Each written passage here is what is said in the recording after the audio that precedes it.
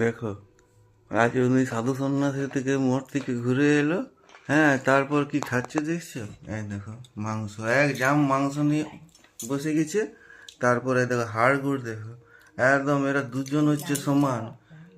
আমার মেয়ে যেমন মুনা, যেমন একটা, ও একটা নররাক্ষস।